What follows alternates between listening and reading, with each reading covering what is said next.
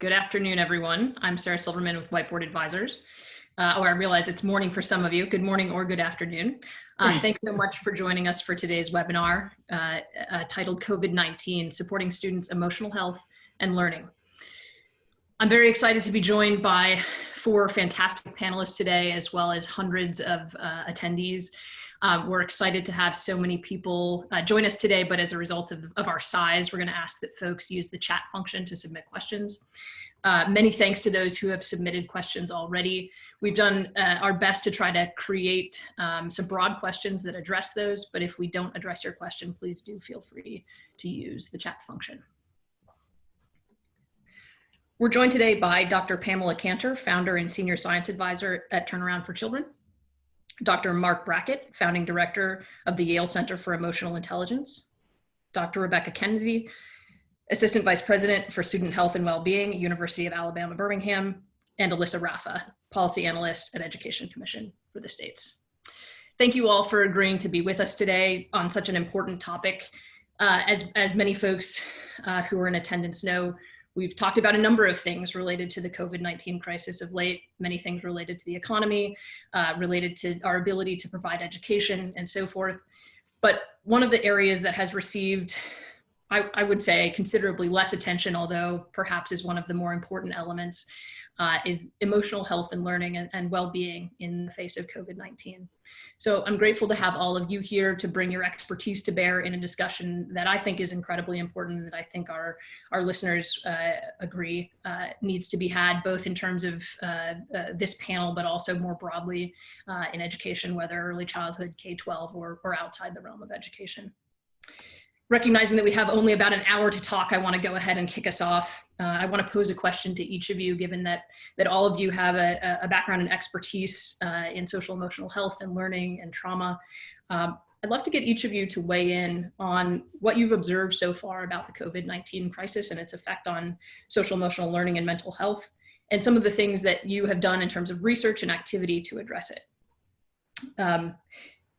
Pam, would you like to get started talking a little bit about your research and work on the science of stress and trauma? Absolutely. Thanks so much. My organization, Turnaround for Children, was actually founded in the aftermath of 9/11.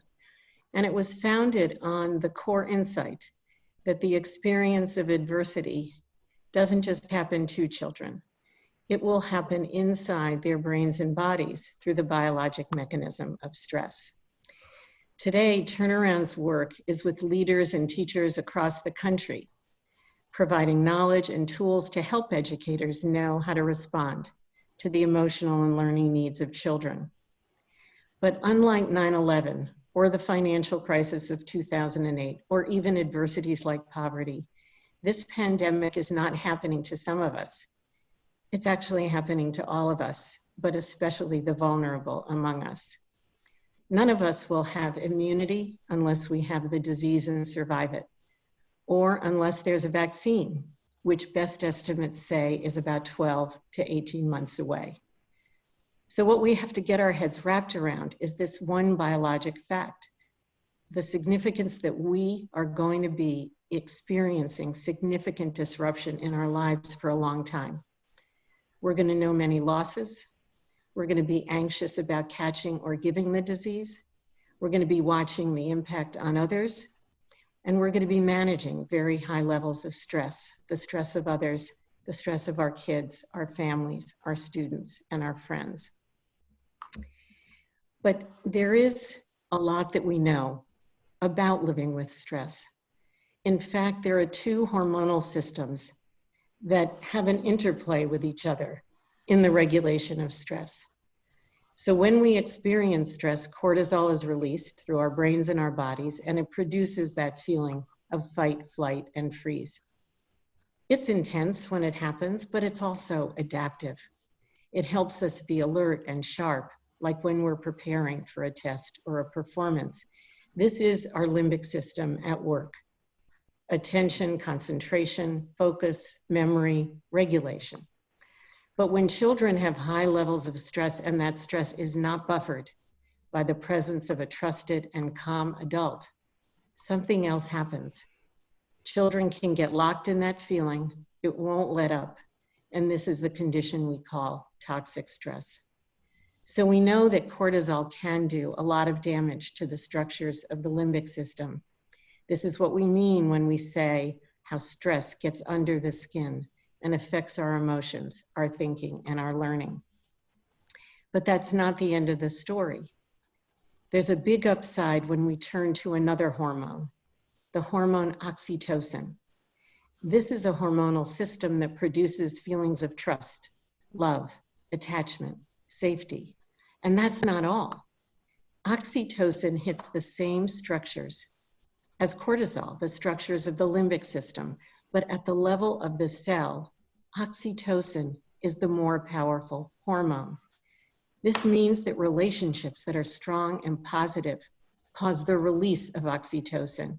And this not only helps children manage stress, it offsets the damaging effects of cortisol, and it produces resilience to future stress.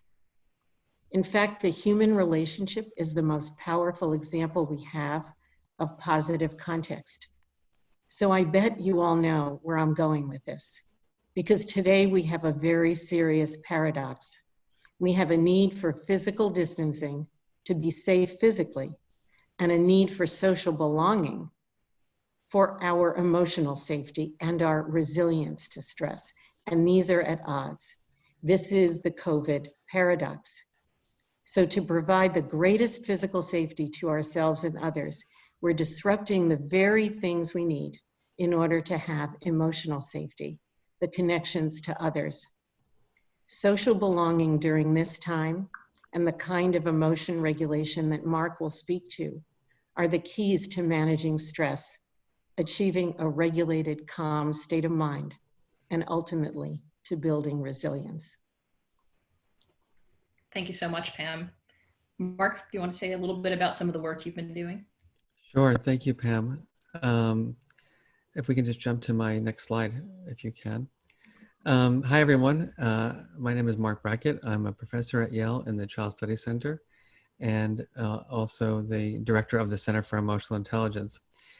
What I want to share today is related to what Pam just mentioned, but with a focus on the adults who are raising and teaching kids. So I had the opportunity over the last 2 weeks, as part of a series of webinars that we've been running to support educators, to ask them a very simple, but yet maybe profound question. And so can we get that slide up by any chance? There you go. So in 2017, we ran a study with 6,000 teachers from around the United States, and we found that they were mostly frustrated, overwhelmed, and stressed. About 70% of the emotions that teachers shared with us that they were having each day in their school, would be classified as unpleasant. Some people would call them negative emotions. We try to stay away from that terminology. But look at today. This is literally between March 23rd and 25th of 2020. Related to what Pam has been talking about around stress and anxiety, the number one emotion among our teacher population is anxiety. And when we asked people around the causes of anxiety, what we found was that it's related to all the things that you would think about. The first is that this idea of the uncertainty, like, am I ever going back to school? The unpredictability. Is this going to be forever? What's going to be the new normal? The second piece had to do with, their lifestyles just changing dramatically. One of my friends who's a teacher here in New Haven, Connecticut, where I live, she's full-time, her husband's full-time. She has 2 children, one's in 3rd grade, one's in 5th grade. She's like, I can't wait for distance learning to start, at least then I can get back to work. And then she emailed me, she goes, this is like, now I have 500% of my time, because like, what am I going to take my 3rd grader and just put him in front of a computer all day? So like, my husband has to work with this one, and I got to work with that one. I can't do my job. I'm losing it. We're all falling apart because we're not used to being with each other 24/7 every single day. Obviously, finances are something that people are struggling with and fearful about. We at Yale, freezes on hires, freezes, salary increases. So there are challenges. And what we also did was, if you can go to the next slide, we asked, so how are you regulating? Are you using the strategies that Pam and others and ourselves would teach people, like managing your physiology effectively, like building positive relationships and having those supportive experiences. And what we're finding is that this combination of stress coupled with kind of resource depletion, not getting enough sleep, not exercising, not necessarily eating as healthy, not being able to find toilet paper. I still can't find toilet paper in Connecticut. It's crazy. We are relying on very unhelpful strategies, whether it be withdrawing, consuming too much social media. People are eating less healthy. They're oversleeping. They're undersleeping. Alcohol, trash TV, overthinking, avoidance, and losing it. So I guess what I'm excited to talk more about as we pursue this conversation is, what do we need to do to support the adults who are raising and teaching kids so they can be the best possible role models for our children? And I'll stop there. Thanks so much, Mark. Rebecca, Pam talked a little bit about the underlying science, and Mark dug in on what he's found with adults and in particular their experience of anxiety. Tell us a little bit about how you're thinking about students on college campuses, and particularly your application of positive psychology. Yeah. Well, the kinds of issues for students are really as diverse as the student body themselves. As you know, college students are not a homogeneous group. We've got students across the country from really 17 well into their 80s. We've got single parents, veterans, students that need accommodations, students who are wealthy, some that are middle class, some that are, living on really razor thin margins, reliant on university food pantries. We've got students that were engaged in these study abroad programs and they were quickly called back home. We've got thousands of international students that were trying to make decisions, very difficult decisions about, do I stay here? Do I go ahead and go home? And of course, our students are from every gender, race, religion. And right now, all those health disparities and those social justice and inclusion issues, they are exceedingly visible on our campuses and sort of across our communities. What we're finding is that many public institutions and community colleges really had thousands of students they did not realize were completely reliant on the computer labs for their only technology resources, in terms of the ability to have a computer, have a quiet space to study, have Wi-Fi access even. And so schools across the country, we've all moved to a virtual environment. And when we did that, most of the student employment that was on our campuses got shut down, not to mention all of the other kinds of service and retail industry jobs that our students use just to pay for their basic needs. So colleges and universities across the country, we quickly began to prepare even before it was really obvious that this was what was happening. We saw what was happening in Washington and we were like, okay. So counseling center directors, health center directors started to diligently get themselves set up so that they could provide distance counseling, psychiatric services, and other health services.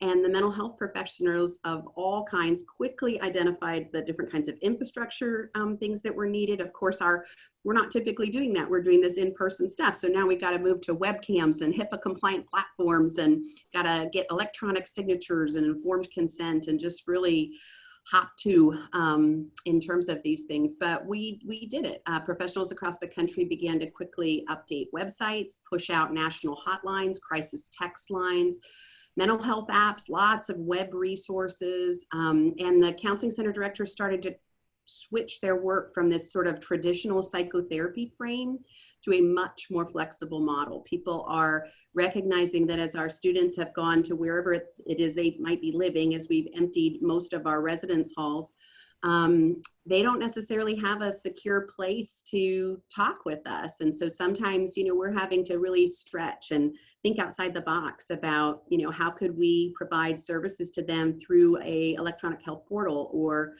by telephone. So In the college and university world, mental health professionals are just working really hard to help everyone understand that the pandemic, it's really affecting everyone, that some people have these kind of what we think of as maybe big L losses, and others have this sort of other little L loss. And we're helping especially our students to understand that it's okay to grieve the loss of their senior year or the loss of a, in-person commencement ceremony. They also have lost their independence. They had to leave friends and romantic partners completely unexpectedly. So many of them, they went home for spring break thinking they were coming right back. They only took a few things, they were just going for spring break. And then we're not letting them back into those residences to even get their things. They're having to wait for us to pack them up and mail them to them. So, if you think about our graduate students too, they've got dissertation defenses, IRB approval timelines, labs they can't get access to. Just a lot of stress for college students. And so what we found is that there's a lot of people out there that experience some shame if they think of their losses as sort of little L losses. And we are actively trying to help them recognize that, that all losses are losses. So most consistently across the country, what you will find is that universities are using positive psychology and all the tools that it offers to help people really focus in on their strengths. We're helping students to foster a sense of agency and to focus on what can they actually control. We're helping them to really take deep, deep breaths and recognize that with all the big L and little L losses out there in our world today, it's still a world that is filled with love and generosity and moments of joy. That right now we're encouraging students to focus on the things that are really going right in their world and all the things that they can do to make the world a better place. We're providing services and activities to them like virtual yoga and meditation and virtual fitness classes. And then we've got lots of opportunities for them to connect socially in virtual spaces. And quite frankly, our young people are quite good at that. They are very good at connecting in a virtual world, but we're also working on that importance of self-care. Thanks so much, Rebecca. And Alyssa, you've done a tremendous amount of work well before the COVID-19 outbreak on policies related to trauma and social emotional health and learning, particularly at the state level. Will you give us a little bit of a sense of the landscape there and any insights you've heard recently on states' response to this crisis? Sure. Thanks, Sarah. And thanks everyone for tuning in. It's a really important conversation. I appreciate Whiteboard Advisors hosting it and including us in it as well. So I'll just give a really brief introduction to Education Commission of the States and what we do before I dive into what we're observing. ECS is a nonpartisan, non-advocacy education policy research organization, and we really focus on ensuring that state-level education policymakers and leaders are able to access research and information and connections with one another that they need to learn about education policy topics and what everyone is doing from early learning through K-12 and through post-secondary as well. And our work really manifests itself in a lot of different ways, but a couple of our foundational pieces of work are tracking and summarizing state education policy legislation in all 50 states and DC on a wide variety of education topics, and then also responding to requests for information from state level education leaders, so legislators and their staff, governors and their staff, and other state level education policy leaders. When it comes to the COVID-19 response, as you can all imagine, sort of since the pandemic began, we've seen some legislation responding to COVID-19 directly, and we've received a lot of questions from state policymakers around how to serve students during these really unprecedented times.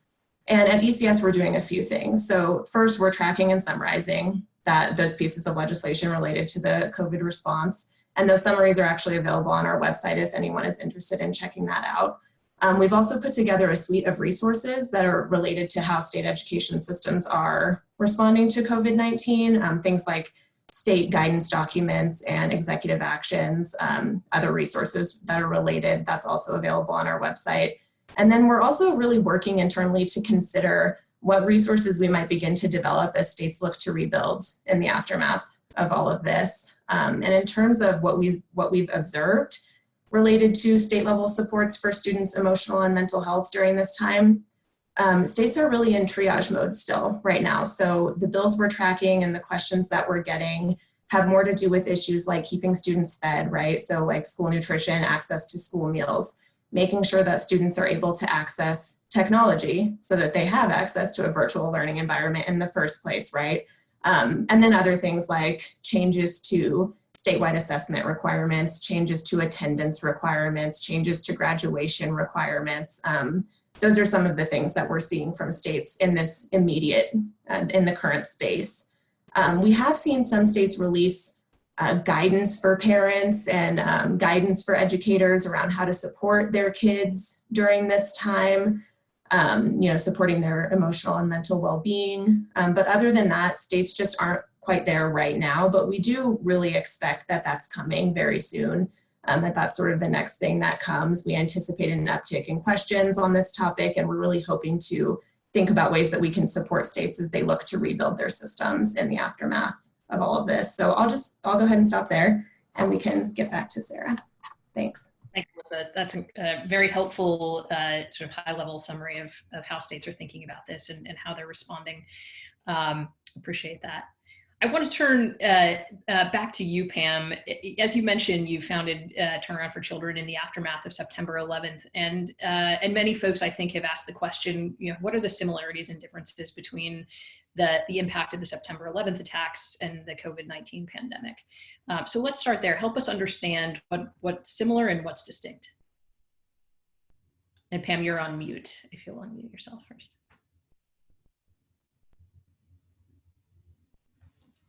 There we go. Great, thank you. Okay. I think we have to start with remembering that 9/11 was one horrible day. It had an aftermath, but it was one horrible day. COVID-19 has already been with us for many weeks, and as has been said, it's going to be with us for a long time to come. So there's a very different time horizon, and as Mark said, one of its features is uncertainty. I would ask you all to just think about how many times you've heard a question from someone that begins with the words, how long? And we don't know how long, but we are going to be away from teachers, friends, extended family, and also our routines like sports and dance class and school. And then there's the damage to our economy, which will be long lasting because of lost jobs and retirement funds and savings. So these are all different features of this crisis, but the uncertainty and the anxiety associated with it is one that I'd highlight. Children are witnessing stress in their families, and stress for children is local. We learned this at 9/11. Because there was a day I walked into a first grade classroom and a little boy showed me a drawing that he had done where there were these two little boxes with smoke coming out in the background, and in the foreground, Thomas had drawn two stick figure boys with guns pointed at each other. And it told us that for kids, stress is local. Adversities come in many forms, poverty, race, but the fact is, anyone who has experienced prior trauma will respond to the effects of COVID struggling for resilience. And we're seeing that. The short and the long-term effects of this kind of stress and uncertainty that's being experienced by children and adults, it's going to look different at different ages, and we're going to need to understand how stress manifests itself in people of different ages. Vulnerable communities are going to be hit harder. That was also true in 9/11, but we are seeing something different here. The underlying health inequities in communities of color is producing astounding kinds of illness and death rates in these communities. And now there is a lot of research post-Katrina that correlates the long-term effects of an event like this with social disadvantage. If you haven't read a recent article in The Atlantic called "The Kids Aren't Okay," I recommend it to you. But here's the good news.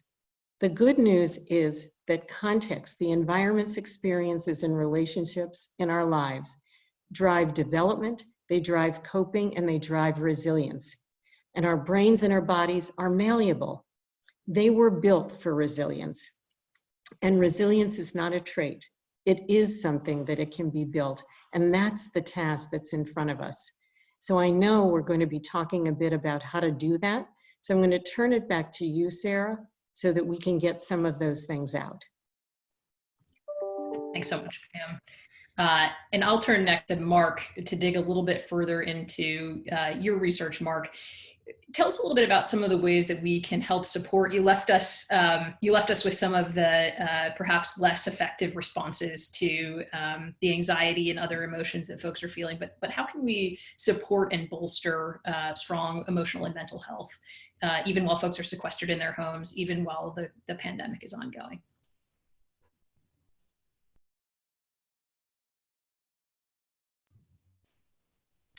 Mark, you're muted as well. Sorry about that.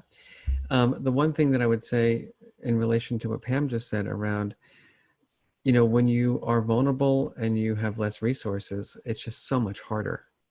The good news, I think, however, is that emotion regulation is free. You don't need a lot of money to learn strategies on how to deal with your feelings. And so I don't mind, if you wouldn't mind just putting up a slide, I just want to share something that I'm now calling the Big Seven. And I think all of us on this line do this in some form or another. And, when we are highly activated, we need to learn how to manage our physiology. It is almost impossible to, find effective cognitive strategies to help support, the catastrophizing. I can tell you for myself, someone who is not used to being home as much as I am, the first week, I was sitting at my kitchen table. I had CNN on all day. I was next to the refrigerator and I was just a mess. And I had my routines were broken. Everything was broken for me. And I mean, the catastrophic thinking that I was engaged in was terrible. And, I didn't take that opportunity to just, recognize that I was being highly activated and deactivate. My sleep patterns were off. My eating was not as good. I was not exercising like I normally do, all which contribute to healthy emotion regulation. Pam spoke eloquently about positive relationships. We are built to be in relationship, and just the mere presence of a caring adult is a form of regulation. I think right now people really need to learn effective cognitive strategies. I know for me that because I'm a natural born worrier, when the stock market's crashing, this is happening, I'm like, we're never going to be able to retire. I mean, like I was going into a whole thing and I'm like, wait a minute, Mark, you have no control over the stock market. Just like when you're flying and there's turbulence, I have no control over the turbulence. And then I interviewed my cousin who's a pilot and he's like, guess what, Mark? There's never been a crash because of turbulence.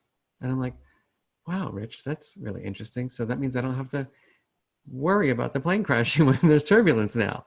And I think that when our brains are, when we don't have information, we make stories up. And that's why having accurate data is so important right now and having accurate information. I will say, just to be a little provocative, is that if we were more prevention focused in our nation, we wouldn't be dealing with so much intervention right now. I mean, all of our work, unfortunately, is intervention focused because the damage, unfortunately, has happened. Had we taken a more prevention model, we would be in a much better place. We also have to manage our lives smartly, surround ourselves with the right people. I have an aunt who calls me, what's wrong? Are you okay? And I'm like, I was until you called me. So, we have to make sure that we put ourselves around people who, are calming. And, that's the troubling piece, I think, for some children. Doing things that are meaningful. I tell you, there's a park by my house that I've never been to, and I've lived here for 20 years. And now we are taking walks in the end of the night to just give ourselves some space and connect. And finally, like many of us, we're going to fail. I have failed horribly at regulating over the last couple of weeks. We've got to give ourselves a little self-compassion, have the ability to forgive ourselves and forgive others, take that breath and just try to be, our best selves moving forward. Now, obviously, I should say that I did a webinar for CASEL on these big 7 that's available for free. But I just want to also mention that it's hard work. And, you know, unhelpful emotion regulation doesn't require an education, except just observing many of our parents as we were growing up. You know, the yelling, the screaming, the alcohol, the repression. Healthy regulation does take effort. While it's free, it does take effort. And so we need to figure out ways to help the leaders and teachers and students in our schools and families. We need to spend more time on it, period. And I'll just stop there. Thanks so much, Mark. Rebecca, I want to turn to you again. You shared a lot about the various challenges that college students are facing and the ways that institutions of higher education are leveraging positive psychology. Tell us a little bit more about what that looks like and maybe some specific examples from your experience, including addressing some of both the fundamental things in terms of helping address the fact that so many students have been dependent on computer labs for both technology and quiet space, all the way to thinking about how to support them in environments where they may be less secure and safe. Yeah. So college students are stressed. They're stressed just like everybody else. And they sometimes feel a little bit less sense of agency, you know, that they don't have control over as many things. Very unusual for them to have savings of any sort, or they often, you know, they feel invincible, especially the young folks. And so they just, you know, just don't always, they just don't have the experience that other people have, that when things aren't going well, they sometimes think, oh my goodness, you know, like that must mean that everything is over. And of course it's not, you know, they just haven't been through, some of them haven't been through as many things, but also college students, you know, again, like I said, are not homogeneous. And so we've got lots of students that are coming from experiences where they are very, very, very resilient because they've had to be in order to sort of get to college. That's how they got there in the first place. So, I mean, I think from an institutional standpoint, the good news is that almost every college and university already had an online platform, which is really different from the K through 12 system. You know, we were already teaching online classes, and so not all faculty did that, and certainly not all curriculums made sense for that sort of in the beginning, but now all curriculums are finding a way to sort of make this happen. So colleges and universities have just really invested in ways to help students sort of use this new format. Again, there's, you know, we've got hearing impaired folks and visually impaired folks where these technology formats are difficult. And so we're having to really adapt the ways in which we're doing things to just make sure that their needs are met. But you know, you've seen examples of these on the internet where schools of music are, you know, coming together in a unique way on these, you know, Zoom platforms. And, you know, we've got business schools that, of course, have, you know, got all kinds of crazy real world examples. You know, GIS folks are doing these beautiful maps and showing us how to do things. So, you know, even in this time of really significant crisis, our brilliant faculty sort of across the country are just, you know, using this, you know, to really teach and educate. So students and teachers, you know, are just figuring out the best way to make sure that they are learning what they need to learn. As for the alternative housing and things like that, yeah, our folks in my field, like in student affairs, we are very focused on how can we raise money for students. We are madly working to provide emergency grants for students who can't make rent, who don't have food. We're keeping our food pantries open. We've got resources here on many campuses. There are kind of off-campus student housing offices, and so they're connecting students in those ways. We've got technology loan programs where we're taking computers out of people's offices and loaning them to students because we're not in our offices anyway, and most of the professionals have been issued previously, you know, some sort of, you know, laptop. We also are getting super creative. I have heard about this quite a bit. We're doing it here at UAB, but they are opening up parking lots for those students that have cars but do not have spaces in their homes that they can get away from siblings and other people. We are blasting Wi-Fi into parking lots, and they pull into the parking lot, and they are there's a monitor there. You know, they can't get out and socialize and have a big party, but they are able to, you know, get their coursework done in a very resilient way. You know, when you have to do your coursework from a, you know, telephone or a laptop in a car that Wi-Fi has been blasted to. But we are so impressed with our students and the resilience of this generation of college students. So for us, you know, as much as there's a lot of loss, there's also a lot of hope. Thanks, Rebecca. That's really remarkable. And the combination of creativity and resilience, I think, is enough to create some hope and optimism, I think, for all of us. Alyssa, you spent a little bit of time earlier talking about kind of what you've seen in terms of states' activity around legislation, and you mentioned that a lot have been very focused on nutrition and ensuring connectivity and access to technology.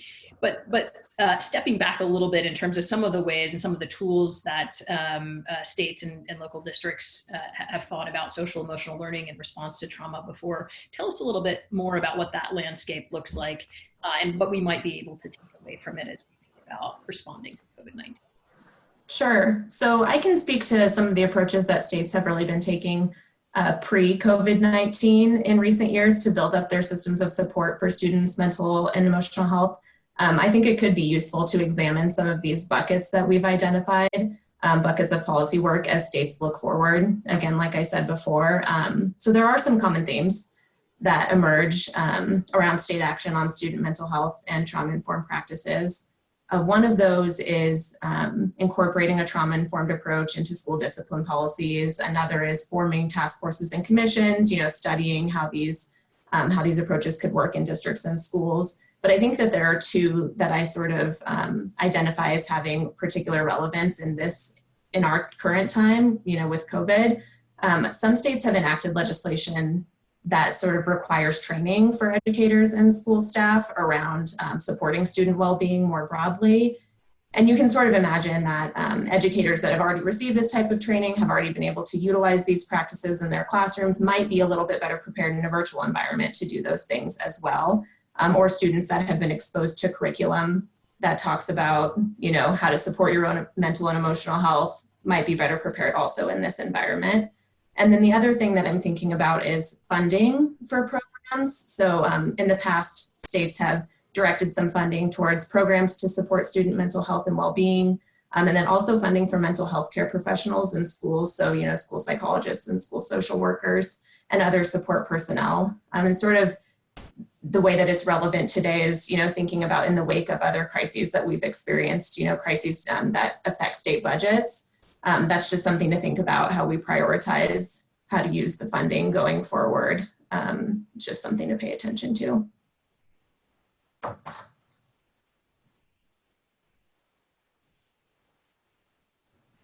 Sarah, you're muted. I've fallen victim to my own muting. Thank you so much, Alyssa. I want to turn to Rebecca and then to Mark on a topic that has actually come up in the Q&A, but also is one that we thought about in preparation for this panel, which is thinking about folks who are looking to address not just the experience specifically related to COVID-19, but what may be some underlying trauma or maybe some pre-existing relationships that are unsafe or abusive. Rebecca, specifically, I want to ask you to start and talk a little bit about some of the things that you all are doing to try to extend support to those who might find themselves in unsafe situations, whatever those might look like. It's specifically thinking about how you've extended some of the counseling and mental health services, et cetera.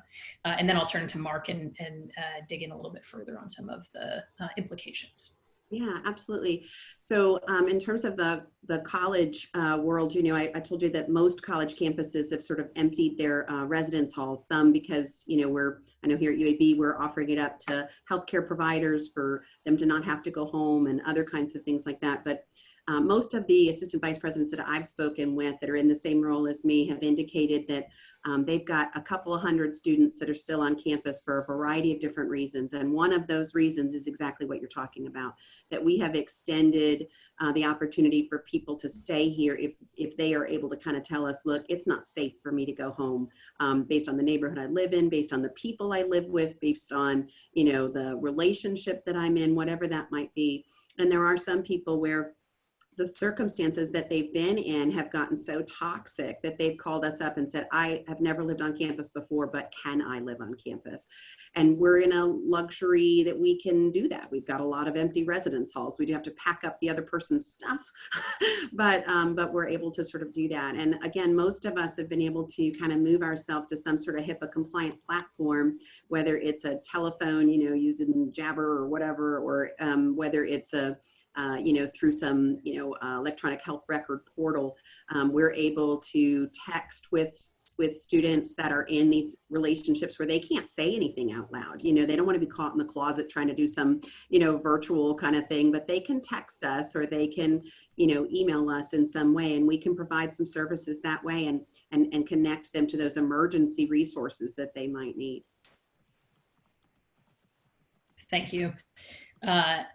Another instance of a tremendous amount of creativity and resilience, and I think you know, sometimes fortunate to find that you have the space in light of the crisis.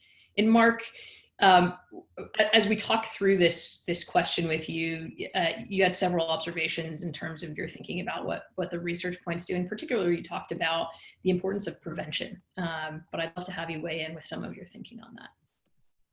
Well, I think the general idea there is that, you know, we, just by way of example, in California, if you look at how much there is per pupil expenditure, it's about $10,000 or $11,000, and it's $70-something thousand, you know, for someone who is incarcerated. So we're spending, you know, 7 times the amount of money, unfortunately, in intervention than we are on prevention, and that's one instance. What I mean by prevention, specifically with regard to this work, is that, you know, the best example I have is in my martial art. So, you know, I'm prepared to protect myself because I have a 5th degree black belt. I spent 30 years of my life, you know, understanding how to block punches, how to punch, how to kick, how to protect myself if someone grabs me, how to look at the world in a way that promotes safety. There's a yellow belt, there's a blue belt, there's a green belt, there's a red belt, there's a black belt. We don't have that for social and emotional education.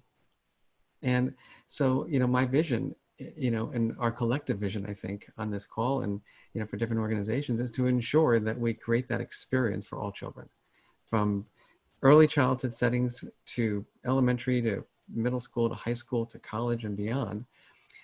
We need to be supporting people in dealing with the myriad emotions they're experiencing and the dynamics, you know, of their lives so that they can be resilient and have the strategies to navigate their lives. Yeah, thank you. I think that's a perfect segue to the last question that I want to pose before going to audience questions. And many of you have, in a lot of ways, alluded to some of these strategies already, but thinking about mental and emotional health, much like physical health, in that it requires a diligence and practice. And I think, Mark, you said specifically, you know, it may be free, but it requires some work. What are some of the practices, whether they're specific to individuals or to institutions, that can help develop and maintain mental and emotional strength through trying times like this? And I'll start with you, Rebecca. Yeah, I've been amazed at the young people and all of the ways in which this college students know how to connect. I've downloaded more apps than I ever thought I ever would.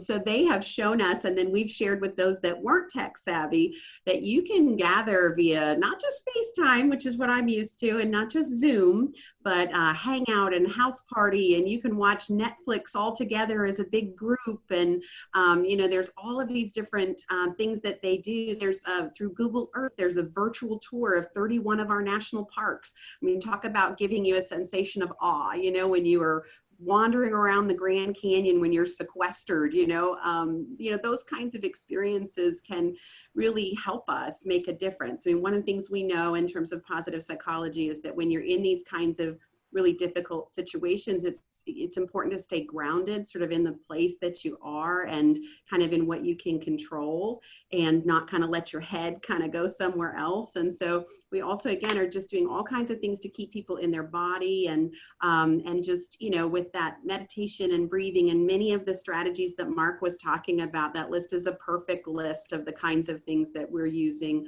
on college campuses. But what we're finding most of all is that this generation, this Gen Z, they're pretty idealistic actually, and they're really, you know, they want to make a difference and they want to serve. So we're looking for those kinds of opportunities too. And we're finding that even though folks are saying like, oh, shame on them, they're not doing whatever, it's not necessarily the case. There are lots of students who are very well sequestered and using all these tech kinds of ways to just kind of keep themselves safe and stay focused on just enjoying the moment as best they can. And that's what we're helping them to do. Thanks, Rebecca. Pam, do you have thoughts to share? Sure. One of the things that, if we really distill the things we've been talking about down to the essence, we're trying to turn an anxious brain into a calm brain, a brain that can take perspective and a brain that will be increasingly able to cope. I loved the 7 things that, that Mark put together.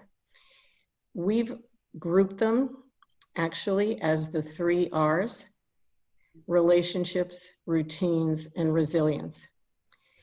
And what we've done is looked at each one of these and imagined how you would apply them in a home or how you would apply them when kids re-enter school. But the objective of all of them, whether today or tomorrow in school, is really the same, that we have a very, very anxious, dysregulated brain in relation to uncertainty. And we can convert that into a calm brain. So relationships are the things we've been talking about, of staying connected to each other. But when you actually think of activities, cooking together, cleaning made fun, board and card games, and trying to put something new into every day, connecting to teachers through advisories and connecting to peers. And a point that Mark made earlier, giving to others and the experience of gratitude actually builds resilience. Routine is hugely important when you have an experience of this level of anxiety. So the healthy kinds of patterns that Mark talked about translated into a home routine would be eating meals together, exercising 20 minutes a day. Believe it or not, rhythmic activities, whether it's singing, dancing, or exercise, actually can induce a calm mind. Hold COVID family meetings. We have to answer the questions that our kids ask, and we have to proactively create the opportunity for them to ask questions. And the advice I often give is we have to prepare the answers and not shoot from the hip. Sleeping at least 8 hours a night and developing mindful and reflective practices. And resilience, the thing I'd want us all to remember is resilience is not a trait, it can be built. And its foundation are regulation skills. So we have to limit media, we have to solve problems together, and we have to celebrate successes when we do. We have to co-regulate our emotions and our responses to stress with one another. And we have to create things to look forward to, because retaining hope is actually central to resilience. And the one thing that I know, we all know, that is true in every single story of anyone who has ever surmounted adversity, there's always the presence of a person or people who made that possible. It was not an accident, and it wasn't a trait. Thank you, Pam. Mark, I know you've shared some of your thinking on this already. Would you like to add? I love this list as well, and I think they're synonymous in many ways. What I think we have to instill a mindset around emotion regulation and coping.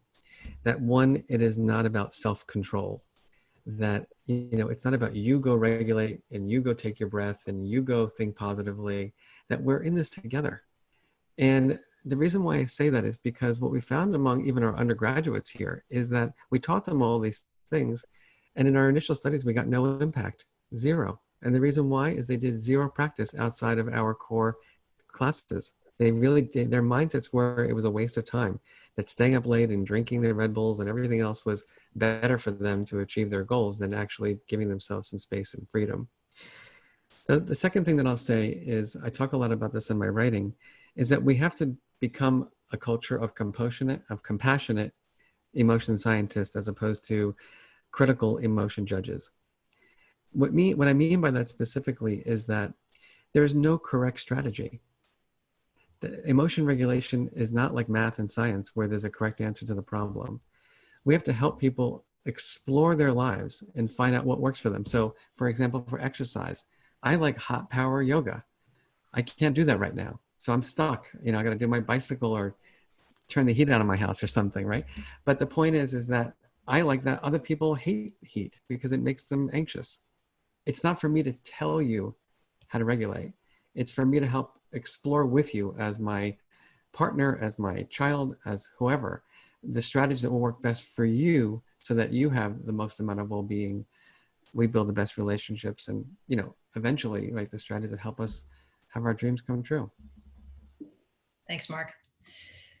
Alyssa, I know this topic is a little bit distinct from gathering policy guidance, but is there anything you'd like to add to this incredible list? Yeah, I mean, just from a policy perspective, I think about how systems that were already built to support these students' mental and emotional health are probably better or differently equipped to do that in the current times.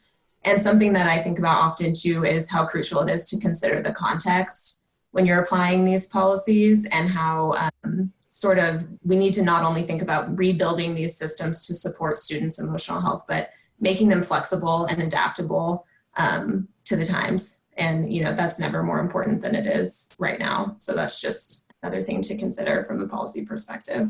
Thanks, Sarah. Yeah, great insight. I think that's a fantastic point, and one that, even as we think about individual practices, we really need to stay attuned to.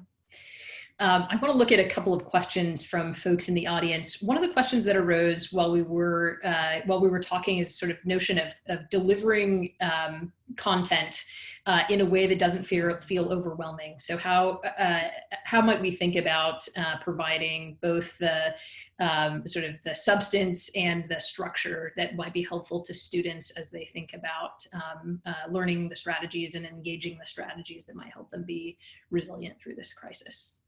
And I'll let folks let me know if they want to weigh in. Sarah, should I? Yeah. Yep. Perfect. Thanks, Okay. Pam. This is an extraordinary moment because there really has been a kind of a false choice in education to this point, which is that if you concern yourself with emotion, you're kind of soft on academics. And yet the neurobiology of what we know is that the gateway to cognitive skill development is our emotions. It's our capacities to feel, our capacities to regulate our emotions, our capacities to have an open brain. I would tell you right now that if I'm a teacher and I am working with kids who have stressed brains, my biggest worry is they will be shut down. So I have no choice but to do many, many things to open their brains. And one of them is the experience I create in a classroom, the experience of the relationship to me, so that a child's stress level is reduced and their brains become more and more accessible to learning. I think it's an extraordinary opportunity to get this right and know that we cannot choose between these things. Thanks, Pam. And Mark, we got several questions from folks asking about a combination of things. One is additional resources that you might recommend, but also supporting teachers in particular to think through the big seven or the 3 R's and how they might implement that through the work that they're doing with students, whether they're supporting online or other remote learning. They're in some cases reaching out via telephone to their students, et cetera. Any tips for engaging them? Sure. I think, the reason why we started off our webinar series around teachers' emotion regulation was because really they have to be role models. And that if they, for example, if they don't believe that mindful breathing is a helpful strategy, they're definitely not going to do it with their kids. if they don't think that taking the time to, deactivate children is going to be beneficial, they're not going to do the work with kids. Somebody asked to Pam, and I'll just, because we're running out of time, I'll bring it up, which is this about co-regulation. Emotions are contagious. So if I'm walking around frenetic and saying, oh my goodness, like I'm going to activate my children, and then they're going to have the fight or flight response, as for me being the elicitor of it. So co-regulation has many forms, but it really is about the back and forth between two people, the adult and the child, in terms of creating that comfort in that space, for being present. So, my real recommendation is for teachers to look at the Big Seven, the 3 R's, and notice, which strategies can I start adopting now, to support me and being my best self as a parent and as a teacher, and then slowly start working with their children on them. Yeah, thanks, Mark. We had a couple of other questions related to special population students who are in situations where there might be an intermediary, so those maybe in a foster system, or those with special needs who are engaging with educators or others who might be able to bring an additional layer of support to help them cope and respond to COVID-19. I'd love to hear from any of you who have thoughts in particular on those who might be sitting in that intermediary role in terms of ways that they can be supportive. Certainly sounds like they could take some of the strategies that Mark just talked about for teachers, but any other insights or thoughts about supporting those folks in particular?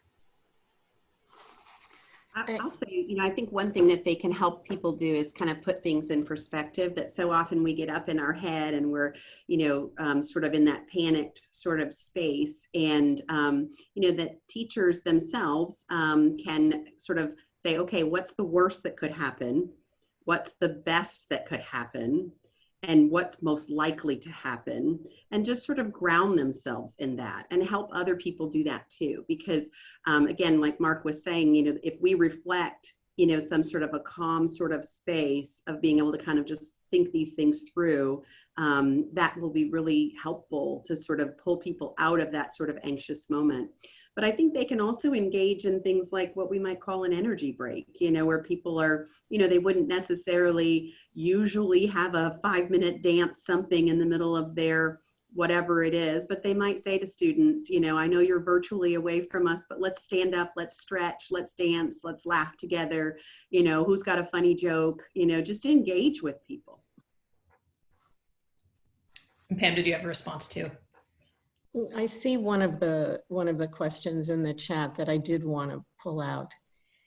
One of the things that we often think about is that mental illness is a diagnostic category, and that somebody has a depression or bipolar illness. I don't think we realize that very often the expression of mental illness has a great deal to do with the concentration of risk factors in people's lives. And that many of the things that we've talked about, whether it's Mark's Big Seven turnarounds, 3 R's, these are wellness strategies that can move the arc toward wellness. At minimum, it will enhance coping and resilience, but actually it may result in symptom reduction. So I think that we have to view these strategies as a way to make a population healthier from an emotional perspective. And in terms of special populations like children with special needs, there too, the stress level and the anxiety around will I be safe, will I be protected, is through the roof. And those factors, those Maslowian factors, are the things we have to put at the top before we get to learning, before we get to the things that relate to the academic side of the equation. Thanks so much, Pam. On behalf of myself and the team at Whiteboard Advisors, I want to express incredible gratitude to you, Pam, you, Mark, you, Rebecca, and you, Alyssa, for taking the time today to join us for this webinar and to participate. I know there are numerous additional questions, but I learned a great deal from all of you, and I appreciate very much all the insight that you've been willing to share so generously.